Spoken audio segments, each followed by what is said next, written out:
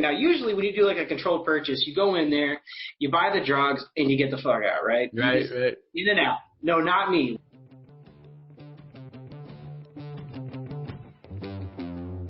Hey guys, it's Donnie here, and I just want to let you know that we've recently launched a content development company, and this company helps people get social content. You know you need to put out a lot of content nowadays to get engagement out there in all your social platforms. Well, we've come up with a really cool way to help you get videos, blog posts, memes, social posters, and infographics for whatever social site you need.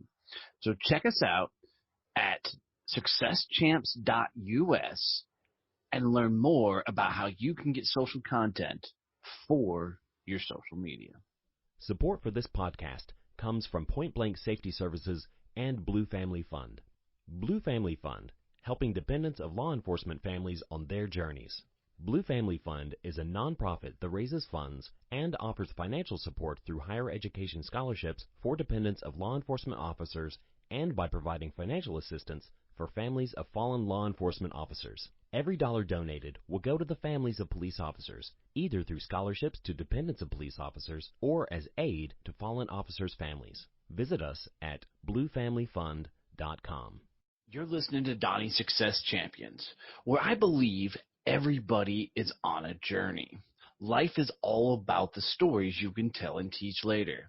You're going to hear the stories of people who have overcome hardships, failures in life to find success along their journey.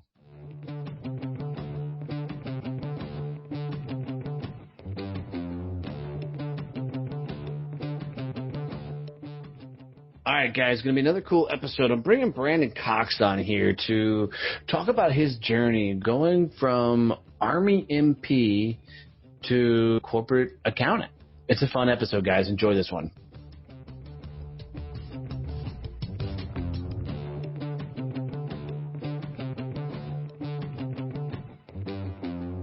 All right, guys, going to be another cool episode. I'm your host, Donnie Boivin, and I'm bringing in my buddy, Brandyn Cox, and we're going to do everything in our power to make accounting not boring and suck for you today. So he's an Army vet, so I'll try not to beat up on him too much about that, but we'll give it a go. Brandyn, welcome to the show, my brother. Please share with us your story. Thank you. Yeah, as Donnie mentioned, I was in the Army. I went in 2007, right after I graduated high school. I went to the MEPS program pretty much about a month or two after I graduated. I went to Fort Leonard Wood for basic. I was a military police officer. I did 6 years active duty, one tour in Afghanistan in 2010 to 2011. That was when Obama had made a big push for 30,000 extra troops within like a month to go to Afghanistan. That was me. Interestingly enough, I was actually in Germany overseas, my first duty station, when I found out I was going to 10th Mountain Division in Fort Drum. And they were like, yeah, you're going to be going to Fort Drum, and as soon as you get there, you're going to play catch-up to go to Iraq. I was like, all right, great. So I get there, and I'm like, why is my whole unit here? When I get picked up, they're like, oh, yeah, orders got canceled. We leave in 2 days or 2 weeks for Afghanistan. Shit, none of my household goods are here. I'm still waiting to get all that stuff, so I had to get double issued all my CIF gear, all my stuff to go back over to Afghanistan. Did you have to re-inventory all that stuff? Yes. Oh, dude, that's the worst. Yeah. The worst part about this whole thing, so, I don't know if you've ever been to Germany, but Germany gets pretty cold over there. It's pretty far north, and it's a great place. I miss Germany. That was a great place to be. But going to Fort Drum and then getting ready to go to Afghanistan, I was full of a unit that had been deployed several times. These guys had been with each other on multiple deployments for the most part. I'm the new guy who had not deployed. So I knew nothing going into this. And I was working garrison. I was an MP working the road for the first 2 years anyway. So I had no real tactical training that was at least relevant since basic training. Yeah, I mean, so your job was to stand at a gate, and our job was to convince you we hadn't drank that much and we're trying to get back on base. There you go. Fair enough. We get out. We go to Afghanistan, and it's March time, so it's not too bad. Get used to the weather, and then comes fall season. Well, nobody freaking told me Afghanistan gets cold and it snows. I had no idea about this. So all that cold weather gear that was on its way from Germany that never got to me, never got to Afghanistan either. So I found out Afghanistan was cold. Anyway, shooting forward. So I come back from deployment. I stayed at Fort Drum for the next 3 years. I worked actually on the CID team. For you, it's NCIS. I did the undercover drug team for the last 2 years, which was a trip, man. I'll tell you, being able to buy a bunch of weed and cocaine and pills on the government's dime, it's pretty fun. Yeah, dude, I had a buddy go through NCIS, and I didn't know he went full, I think it's called NRC, which is the NARC division, I believe. And I saw him out in town one time. I mean, this was months. He kind of just fall, and he's got a full beard and long hair. And I'm like, what the hell are you doing? Did you get thrown out? And he turns me, slams me into the wall. He's like, shut the hell up. You know, but yeah, totally full undercover. It was crazy. It was crazy. Yeah, we that's exactly what we did. I mean, we were able to wear like beards for the most part until forget what our actual unit number was, because I was an attachment to them. I wasn't actually a CID special agent. I was like, what they did is they pulled people, different MPs from different brigades, and was like, here, now you're on the drug team with CID, so you're going to work with them. So I want to say they're like the 15th or something, but until headquarters ever came down, then we had to shave for like the one day they came down. But otherwise, we wore beards, wore jeans. Well, I got to bust your chops a little bit. You're not a big dude. I mean, sitting here looking at you, you're like the IT guy. Yeah, I've never been known as like a big brute. and they're putting you into an undercover role to sell drugs. Yeah, it was funny. Actually, my first time doing it was probably the most nerve-wracking thing I've ever done in my life, because when I go in there, now usually when you do like a controlled purchase, you go in there, you buy the drugs, and you get the fuck out, right? Right. In and out. No, not me. What do? I talk to the guy. I spent like 45 minutes in this dude's house. My team chief is a warrant officer. He is sitting there freaking out because they got a live wire on me the whole time. They can hear everything that's going on. I'm sitting there trying to get like extra drugs. I'm trying to find out where all this extra stuff is, how I can get heroin. And these guys, I know these guys are sitting there just sweating in their boots, and the car's waiting for me. Like, dude, you need to get the fuck out of there. But yeah. So you're in there trying to make a friend and a buddy, and everybody's like, dude, just bust the guy already. Yeah. Well, the guy gave me this thing that goes in like the cup holder in your car that holds change. And he was like, yeah, I stole that. That's for you now. So yeah, it was really interesting. Tell me you stuck that in your pocket and you still have it to this day. I wish I did, but they had to take that as evidence. I was really. What was awesome too is when after we did a couple control buys with the guy, he ended up going to jail and we had to go to court. But that piece of evidence, when it came up, was really entertaining, I thought, when they're like, they're talking to this guy like, hey, can you explain why you handed out this cup change holder to an undercover officer? It was pretty interesting. He had explained so you would expect, guns, knives, maybe explosive device. No, you get a change cup holder that goes in your car. You're a badass, dude. Just straight up badass. So, yeah, I mean, if anything else fails, if he did attack you, I guess you could throw it at him. I mean, yeah, right. And the worst part about these, you don't get to carry your firearm with you either. Right. You don't have nothing, so the whole time I'm just like, oh man, I really hope he buys all this shit, but he did. So that was nice. That's awesome. That's awesome. So I get out of the Army in 2013, and I get out. I'm married at this time because I got married right after Afghanistan. Me and my wife got married then. So at the time we had been married about 2.5, 3 years. I get out in August 2013, and I'm looking for a job, and the only thing I can find is working at this place called ABC Warehouse. It's just like a department appliance store. Horrible job. I'll tell you, they would try, those high-tech washers and dryers that have like the LG smartphone apps and shit on them? Yeah. They would like try to get you to sell that to some old lady who has no idea do what a cell phone is. It's terrible. I'm like, man, I can't do this. This poor lady doesn't need a $2,000 washer. So I quit there after about 2 weeks. And then I started working in loss prevention over at Macy's. And that job was boring as shit. It was literally just watching CCTVs all day long, looking for people to steal stuff that I didn't really care about because I was getting paid like $9 an hour to do this. I'm like, if somebody tries to stop and gets rowdy with me, just walk out the door. Okay. So how do you keep this consistent theme of somebody looking at you and going, okay, that guy should be a narc? I mean, that guy should be like, that dude should bust people. How do you get that vibe in your life? Well, I don't know. I mean, when you look at like Jet Li, man, he was small, but he was pretty big. Jet Li also has like 20 bajillion black belts and can stand flat-footed and kick over your head. Yeah, he's a little bit better than me, but so I worked that job for about a month, and this was actually my real first taste of what the world was going to be like post-military, getting out. I'd been working there for like a week maybe. And the manager for loss prevention was like, all right, we're going to go upstairs. We're going to go meet, I think her name was Stacy. He was like, she's like the department head for this branch or whatever of the Macy's. I said, all right, cool. So we'll go up there and talking to her. She's kind of getting to know me. And she's like, oh, I hear you're a vet. And I was like, yeah, I was in Afghanistan 2010, 2011. I did 6 years in the Army, so on and so forth. Talked for like 2 minutes about it. I'm not one of the guys I like to try and like talk about it a lot. I just let it be like, yeah, I'm a vet. All right, cool. We'll go on further. And she was like, well, I'm trying to think of how she phrased it. She's like, well, we're not going to have any problems with you having like PTSD or nothing, are we? I'm like, now we are. Yeah. Wow. I was like, man, it's just been like 2 weeks. Like I got out in what was it, August 13th, 2013 was the actual ETS date. This was like August 20th. So it had been like 2 weeks, that I'd been out, and I'm already dealing with that. I'm like, what the fuck? Like, that's just how it went. Everyone had thought, even, only years after the wars had all started, everybody had PTSD, and whether if they do or not, that they're all crazy as hell, too. Right. What'd you say to her really when you said that? I really wish I had said something smart or did something, but actually I was kind of taken aback by it more than anything, because I did have some rough times downrange. I didn't, I got my combat action badge, but it was for being shot at a lot. So, I had my own issues, and I didn't want to have to talk to her about it. There's a lot of times in life, though, where in the moment you're like so shocked that you can't come up with it. And I'm a smart-ass dude. I can usually come with some pretty good gunslinging back at people, verbally. Yeah.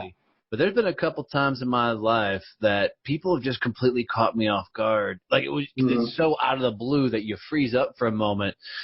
And I don't know if you're like me, but I've got a couple of those now in the chamber. I'm like, dude, let somebody say something stupid like that again and watch how I respond, Yep.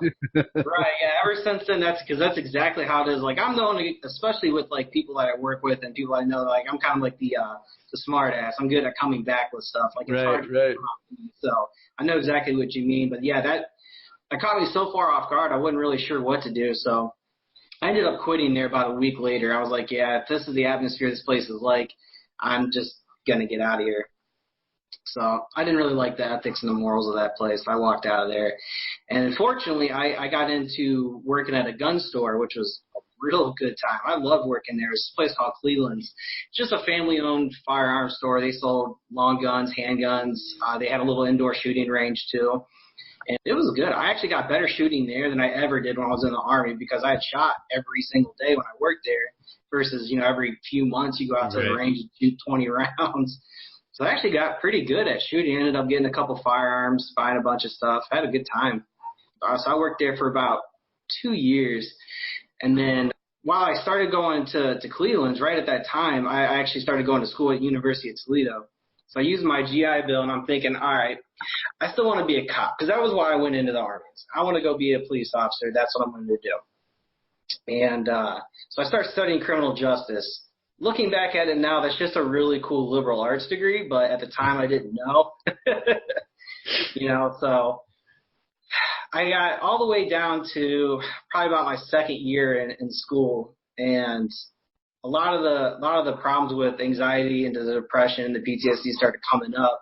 And I knew that I wasn't going to be a cop, that wasn't probably going to be a good, suitable career for me anymore, considering the high-stress environment that was in. And especially because during the time when I was going to school for that and thinking about it, that's when a lot of the Trayvon Martin shooting happened, and a lot of the public image of police had really gone south after that. Mm-hmm. So I was like, the last thing I want to do is feel like I'm going back on deployment every day I go back to working as a police officer. I've already done that for my one time. I don't want to do that for the rest of my life if this is what it's going to turn out to be. So I took an accounting class, and actually they started talking about like balance sheets and income statements. I really enjoyed it, and so, let me take one more class. I did that. I never looked back.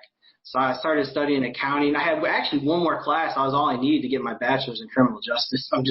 There's no point in finishing it up at this point. I'm not going to pay UT $400 for a class, I guess. Right. Well, let me ask. So is the Ben Affleck movie The Accountant like your study guide for being an accountant now? I mean, yeah, he wrote one of the textbooks. No, actually, I want to see. I had yet to see that movie. I heard it was. It's the only movie where an accountant's a badass. Period. Yeah, it's usually it because a lot of times they're a lot like Office Space. Yes. Where they're just sitting there like, hey, hello, company coordinator, please hold, and they dial you out to somebody else. Yeah. Right. Yeah, it can be kind of boring. Yeah. So you're going through the college route, realize things are getting a little hectic in the mental game, which happens to everybody. I mean, at some point, whether you've seen anything in battle or you're a civilian and you've gone through shit, at some point it's going to come up. And when it does, it's a matter of how you can do it. Now, you took an accounting course as like prerequisite for whatever course you were going through? It was an elective because basically when you're taking like criminal justice, for example, or most degrees, you can basically take a couple whatever classes you want and it just counts as towards your degree. So that's what I did. I was like, well, I've always liked math. I've always been pretty decent at it, so I figured I'd take a shot at it. That's where it fell into, and then eventually I took an individual taxation class, and then that's where it just kicked off. The stuff that most people fall asleep to, I'm sitting there like, damn, this is really good stuff. Yeah. So traditionally, if you look at like the Marine Corps and the Army, right? Not even bust and chop. Marine Corps probably has some of the lower IQs of all the other branches. I think we have the lowest like ASVAB score to get in. Dude, we're knuckle draggers. I get it. Sure. But the Army's like, a half a step above, if anything, as far as like overall IQ. So were you like this math guy in high school or? It's funny you say. In high school, I knew math. I was good at it, but at the time, I felt like I had better things to do, like hanging out, driving around. It's funny enough because so I was supposed to graduate in 2007, right? So that's my graduation year. Well, there's two classes that I mentioned. I thought, I had better things to do at the time, so I didn't go. It was American Government and Brit Lit. Since I didn't go to them, I didn't pass them. Well, during that summer, before I went to the Army, I did correspondence courses. So that way I could get my degree, so I can just be done with it. And I finished those. They were packets like this thick. And, I just read through them and got it done in like a week. I was like, wow, that was a waste of time if I'd have went to school. But anyway, so I send those in. I get my degree. Everything's good to go. There's no problem. I'm, high school diploma. But when I apply to go to UT, interestingly enough, they say, hey, we need your high school transcripts. All right, cool. It's been like 6-7 years. I don't have them. Let me call up Southie, which is my school. So I called them up and said, hey, I graduated in 2007. I'm getting ready to go to college. I'm getting ready to get out of the Army, so I need my transcripts. I'm like, all right, cool. So what's your name? So I give them my name. They're looking up like, we don't have your transcripts. What do you mean you don't have my transcripts? I went to this school. No, it shows you never graduated. So wait, you actually got into the freaking Army with never actually, graduating high school. Now this is the technicality portion of it. Technically, yes. Now here's so I'm like, all right, well, how do you meet? And that was my question to them. Was like, I joined the Army and they supposed to do like this whole background check. Right. I'm like, so how the hell did I get in if I never technically graduated high school? And they're like, we're not really sure, but you still need to finish these two classes. I'm like, well, I'm not coming back to fucking school. Right. Well, you know how you did it, right? You had a recruiter that was desperate to get a number. Oh, yeah. He stuffed some paperwork. Yeah, he probably showed that I had like a PhD or something. Right. But anyway, so I told him, I was like, yeah, I did these correspondence courses. I explained the situation. Like, all right, great. So who's your counselor? And I told him my counselor. I'm like, oh, yeah, she retired years ago. I'm like, what?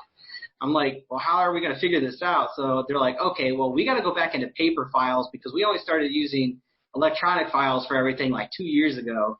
So I was like, all right, whatever. And a week later, they finally called like, oh, yeah, we found your packets. I'm like, I can't believe you guys held on to those things. Yeah, no kidding. Yeah, I was like, all right, cool. So like, yeah, we'll just change this up in the records. I'm like, oh, well, thank you. So for everybody who needs a high school degree, just call up your high school and tell them you graduated before they started computer records, Yeah, right. Right. Don't do Amazing. So, that really blew my mind when that came up when I was trying to go to college. And get those transcripts to find out that technically I was a high school dropout. Well, you know, what's interesting with it is you hear about all the guys like during the Vietnam area that went in at 16, 17, you know, they falsified records and everything. Oh, yeah. I've never heard anybody who able to get into the military without a high school quote unquote degree. I mean, technically you had one, but at least when things were entered into computer systems, it didn't show that, you know, you had one. That's interesting. Do you usually buck the system like that? No, I'm kidding. That's why I got into taxes. Right. You know, that's the kind of accountant I want is like for my company is somebody who just knows how to fib the numbers and work around the system. No. Mm-hmm. So you take a damn correspondence course, and somewhere along the line you go, oh, math's fun, said nobody ever, and you take another class, and that starts you down your path of I'm going to crunch numbers for the rest of my life. Yeah, pretty much. I mean, that was kind of a simplified version of it. Very unglorified. Look, I'm a Marine. We're going to keep it in simple terms so the rest of the jarheads listening to the show can understand it. Right. You know. Well, what happened is after I take those courses, so this is, I don't know, a couple years after I got out now. I'm technically like a sophomore, junior-ish thing. I don't know, somewhere in between. And so I got a neighbor that lives across the street from me who owns a landscaping company. And we were decent friends. I mean, not like really great friends, but I told him, hey, I'll tell you what, why don't you give me $200? I'll do your books for you for this year. At the time, it was like July, because I knew that his books were all over the place, and I just got done learning how to do like the most basic of books. And I figured, well, with a company like his, he doesn't make like a ton of money. He's only one person. There's no employees, so this should be easy enough that I can handle it. Turns out I did a really good job because as I was going through the different courses and learning new material, I'm like, wow, I'm already doing this, I'm doing that, I'm applying it. I'm like, man, I really like this. This is nice being able to keep all these numbers and know things that are going on with the business. You can actually kind of forecast and see what's going to happen with the company as things are going with certain seasonal trends. So I'm like, I really like this. So then I have another guy that I used to work with that owned a charter boat business up in Michigan. And I told him, hey, I'll tell you what, why don't you give me like $300 or $400 and I'll do your books. So, all right, cool. So I did that, and the same thing worked out really well. He didn't have any employees, so I figured this is going to be simple enough. I got 2 sets of books, so now technically I got 2 clients. I'm like, this is pretty nice. So I really liked it. And wait, you have 2 separate books, one for each company. Yeah. You were not keeping 2 books for one company. No. I was just making sure. You're like, now I got 2 books. I'm like, wait, can you get away with that? No. Yeah, we had a job fair come to the school. You know, they always do it usually about once or twice a year. They'll come out with all like the really big corporate companies and stuff like that, try and find people and stuff. And I'm like, all right, I know that I'm not going to be able to do an internship, and it's because at the time I'm like 27. I've got a kid coming on the way. I'm married. I can't quit my full-time job that has full benefits and everything because I'm kind of the breadwinner anyway for the household. I can't drop and do an internship for a job that may not hire me. Now, the internships do pay, and they pay pretty good for accountants. The only problem is that, you know, there might be 30 interns for one CPA firm. They're going to hire 1 or 2 of them, maybe. And they don't even have to hire them. So you're not guaranteed. So that means I have to quit my job, lose all my benefits. I can't do that. So I decided I'm going to actually start and label my own company. And that's when I decided to become BMC Accounting LLC when I had those 2 clients, the landscaping, the charter boat tour. And then I go to that job fair. I'm like, all right, cool. You know, I've got business cards. I got resumes, got everything done up. And I go over there and I start talking to all these people, all these different firms. And one firm in particular really liked me. And they're like, oh, you know, this sounds great. What year are you in? I'm telling them about myself. And they're like, okay, well, typically we try to get people that are going to graduate, you know, like within the next semester. But I'll tell you what, why don't you give us your resume and your business card and we'll call you. And I was like, all right, great. So they called me actually like a week later. This is the largest CPA firm in all of Northwest Ohio. So that was kind of a big deal. Oh, so I mean, there was like a total of 5 people working there? I mean, it's what's that? Yeah. So, I mean, it's Ohio. Right. See, I don't live in the Amish here. Toledo's a nice city now. You go around a little outside, there's quite a bit of Amish out there that way. Dude, I can't help but think of Toledo. Every time I hear Toledo, I think of Klinger from MASH. Yeah, that's where everybody knows it. Yep. All right, go ahead. So this company calls you a week later. Yep. So they called me up and they're like, hey, we'd like to do an interview. Why don't you come over to, our company on this day and this time? So, all right, awesome, sweet. So I'm already, I'm only a junior at this time, getting interviewed by a nice CPA firm, like a really, really big one too. So this is going to be good. So I go there, I do the interview with the HR person first. So I talk to them. She seems to be really intrigued and happy with what she sees. So I go on and I talk to all the different partners. So these are the people that own the company. There's 4 of them. So I talked to all 4 of them, and they all seem really excited to talk to me. Seem like everything I'm saying, they're kind of eating up. I'm like, man, this is really good. This is going to go well. And then they're like, all right, so we're going to go do lunch right now. So they take me out to this like nice 5-star restaurant, wine and dine me basically for an interview, which is not really uncommon in professional business services like accounting or law or anything like that. It's pretty typical because they want to see if they take you out, how you're going to act when you're at a meal if you were to be hired by them and you took a client out there. So they want to see, make sure this guy, doesn't eat mashed potatoes with his hands or something. I mean, you were in the Army. There's a chance. I get it. Right, yeah. I mean, if I was Air Force, I probably wouldn't have had to really chew for myself. But so, I mean, the whole experience was amazing. I'm like, man, this is really, really, this is really cool. And like, all right, everything went well, took off, and they said, all right, well, we'll call you within the next week. So, all right, sweet. So I figured, because they mentioned like, yeah, we know you're not going to be able to actually work as a CPA until you get out of school, but what we'll do is we'll hire you and we'll have you come in and do some temp work in the interim time, like part-time. I was like, oh, man, that's fucking perfect. That's exactly what I'm looking for. And then 3 weeks goes by, and I don't hear nothing. Shit. So this isn't going well. And I get an email that's just like, hey, we got to inform you that we have chosen a different person. And it was like basically like a 3-sentence thing. I'm like, what the hell? Well, I thought this was going really well. So I didn't end up getting into that firm at all. And actually about that time that happened, there was another job fair at UT, and I saw them. I talked to them. They're like, yeah, well, unfortunately, we just decided not to go with you. They didn't really give me much to go off of to really understand what the issue was. So I'm like, all right, fine. And well, legally, they really can't. Yeah. But it should have been nice. At least you know what to work on. Yeah, I mean, there wasn't really much for me to understand about. I was like, all right, fine, whatever. So it kind of sucks to go throughout this whole thing thinking you got something and then you don't. And this is probably August or September in the year. I don't remember what year, but it was near the fall. So I'm like, all right, man, tax season's coming up. I'm going to become, I'm going to start doing taxes too instead of just bookkeeping. Because I had already done my individual taxation course at this time. And I was pretty beat up about not getting hired into something like that. So I was like, all right, well, here's my goal. I'm going to do as good as I can with this on my own to be able to show prospective employers that I can do this on my own, learn everything on my own, and be able to get clients on my own, which is kind of a big thing for if you're going to go into a company, you go, hey, and I've been doing this for years on my own. I can walk in and you guys can show me how you guys want things done, and I'll do it that way. Well, unfortunately, that's not how it goes. I had another job fair after the first tax season, and I started talking to people, and I thought maybe I'll just throw out the fact that I'm a vet, see if maybe that'll help. That actually made things worse. Yeah, because the first time I never told anybody that I was a vet. The second time on the job fair, I was like, hey, I started touring Afghanistan real quick, like 2-minute spiel maybe on, like I said, I don't like to touch on it too much.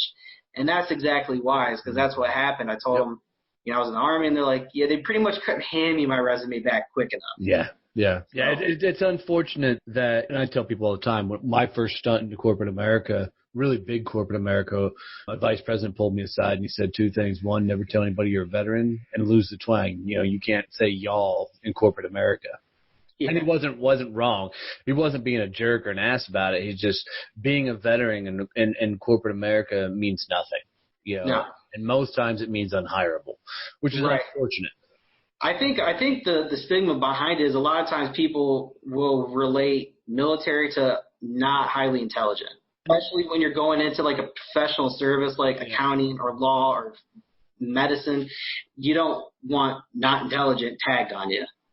Well, yeah, and I think there's a dose of crazy thrown in there too. Not PTSD crazy. It's just you're typically more outspoken, and corporate America wants, follow the rule people, right? Right. And in the military, we always just seem to get the job done. It may not always be the perfect, proper A to B, but the job gets done. It gets taken care of. And then that's, I think, the other thing that hinders a lot of veterans getting into more of a corporate game and a corporate world. So right.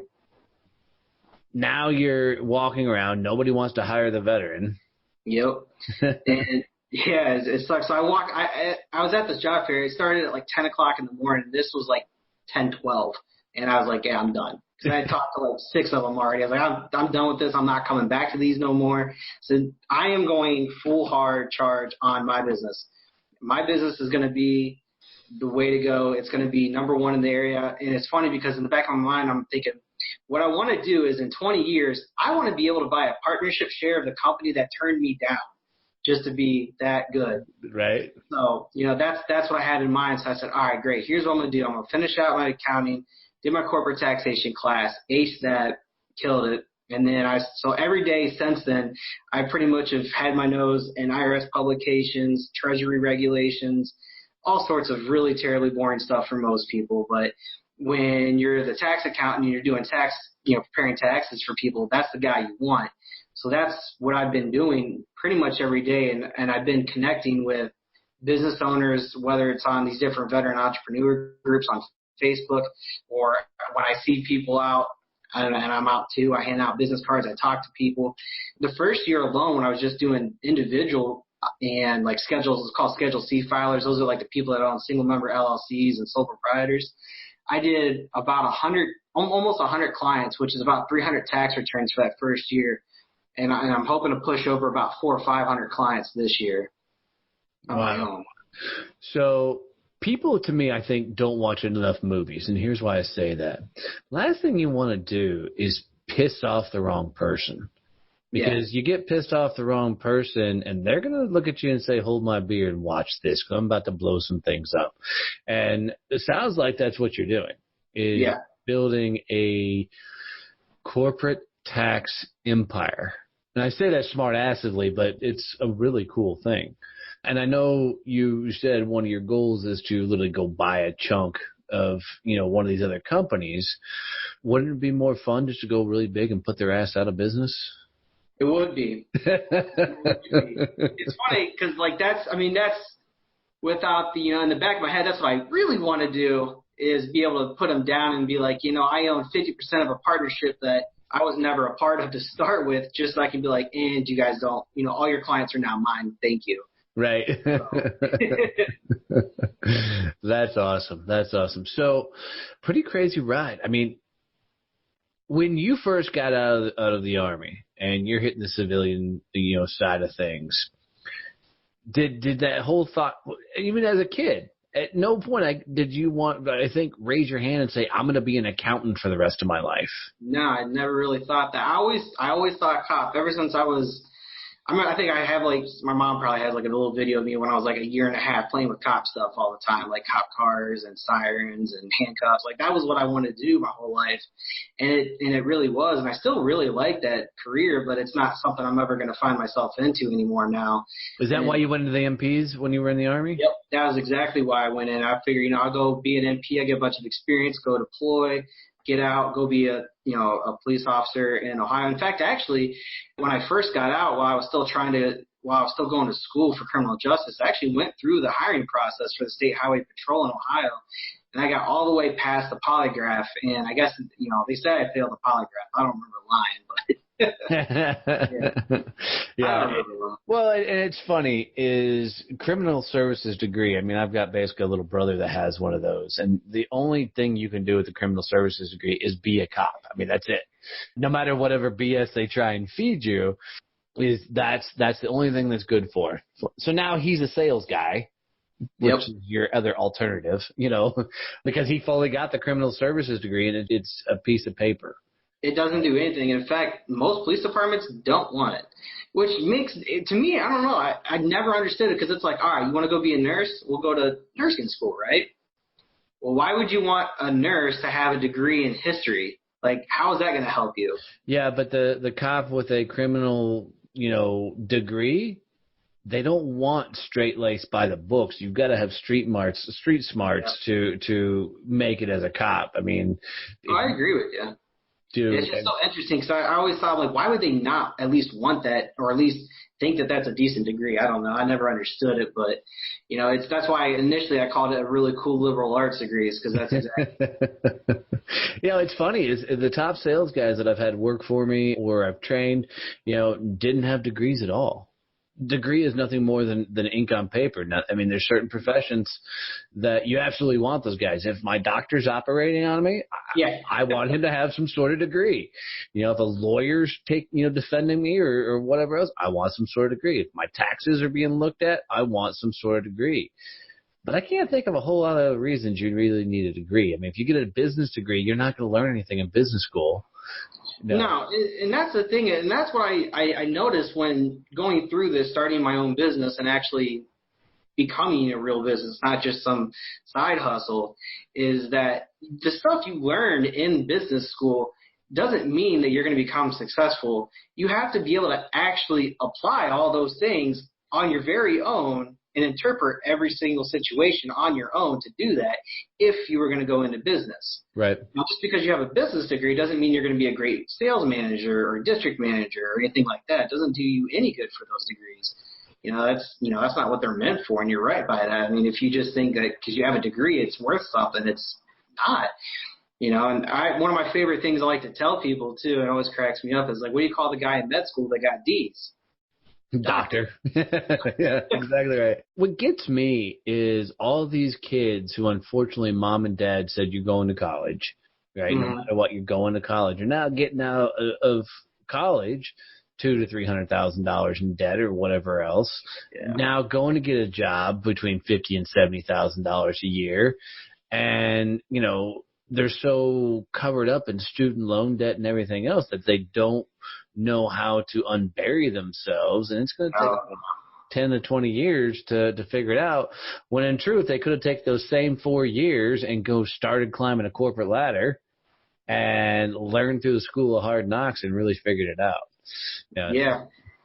And right now what's really cool too is because the market is so saturated for college students, which is why we're having such an issue with the student loan debt, is because so many people went to freaking college and have so many loans out that there's actually a gap in the market for trades and vocationals like HVAC, for example. Those people that work in HVAC right now make a shit ton of money. Yep. And those are people that are like on their apprenticeships, they'll make good money. They make like $30-something an hour while they're learning to do their job. Right. You're not going to get that doing anything else, really. No. So, and you don't need you don't go to get a 4-year degree for that. Right. So, right. Yeah. Just a 4-year degree doesn't necessarily mean that's the right path for it. Well, I mean, just to prove your point, when I got out of the Marine Corps, my first job was an HVAC guy. My best friend and his dad had a HVAC company, and it was a dirty job. I was climbing under houses and up in attics, but we made. As a 22-year-old kid, I was making $1,000 a week, and I mean, solid freaking money at that age. And for some people, 1920, right? Yeah, I was 22. No, I said that was in 1920, right? Oh, 1920. Kiss my ass. It's just interesting. I love listening to guys like Mike Rowe and them that are like, dude, we need more trades. We need more people on the street doing the real work. Quit chasing the corporate dream that you're going to be miserable at. Because when you growing up, this was my experience. I thought success looked like the corporate buildings, the suits, the nice cars, the fancy setup. Were you the same way growing up?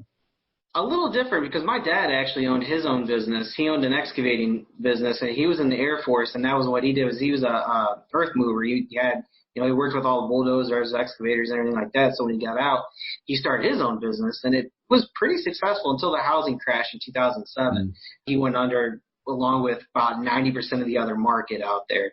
So I always thought if you owned a business, that was going to be your version of being successful, especially if it was something that was what you did. You didn't do another job with that too.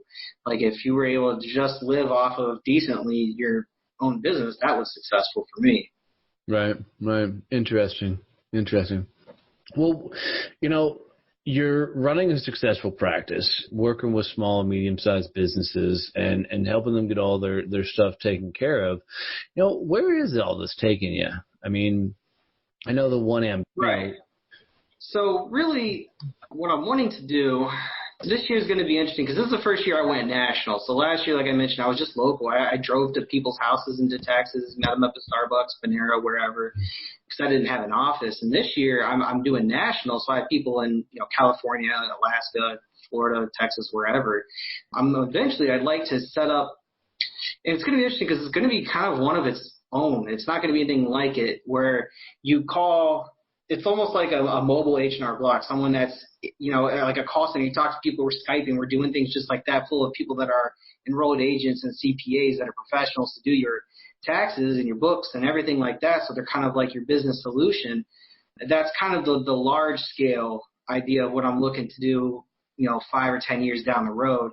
I've got to build up enough capital first to be able to get down to that part where I can hire people and do it. Because eventually, it's just like the way H&R Block started. The guys that started that, they didn't start filing taxes after a couple of years. They ran a business.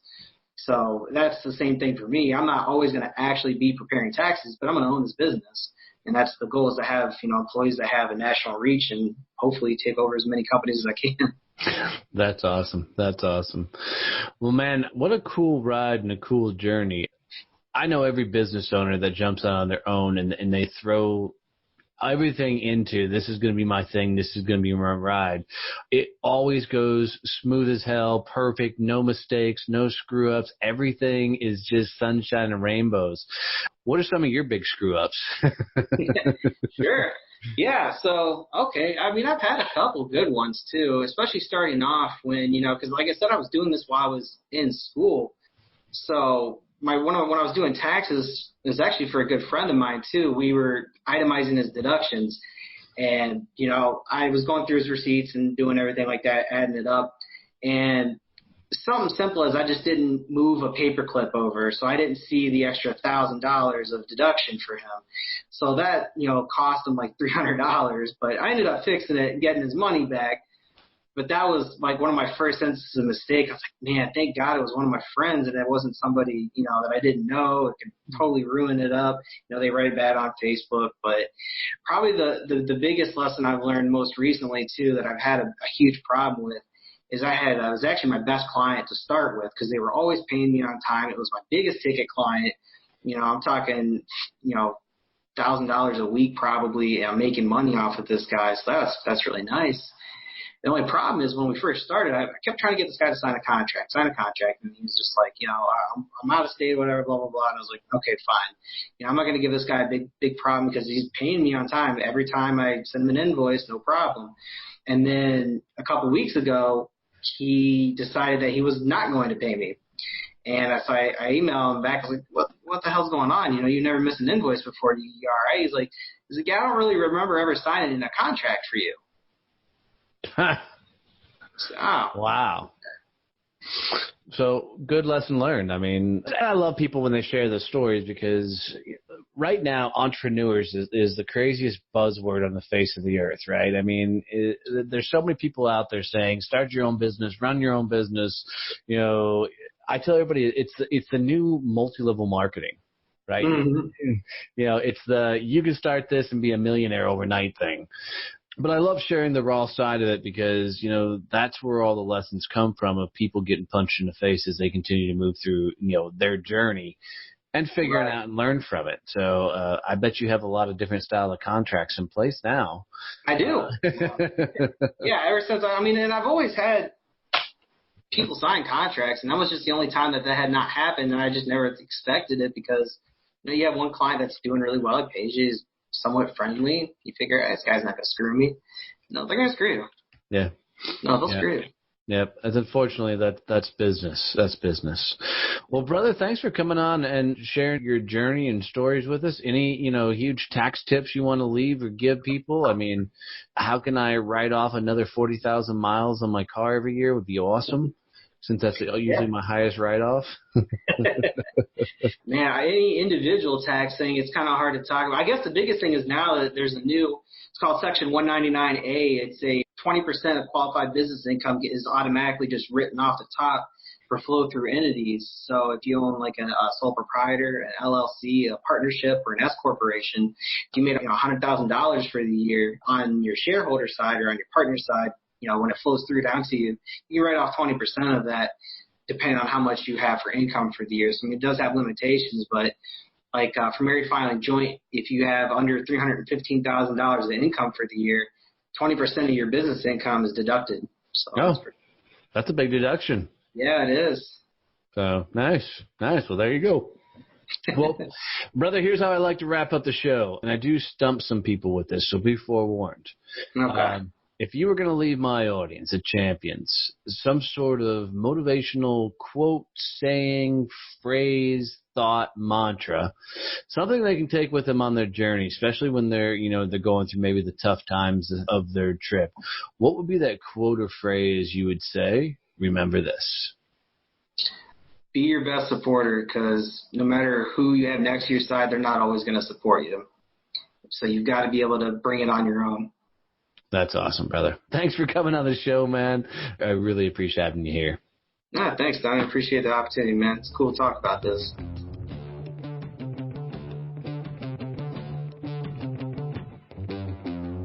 Thanks for listening to Donnie Success Champions podcast. If you'd like to hear more about our current guest today, or if you'd like to hear stories from our other guests on the show, come hang out with us on our website at successchampspodcast.com.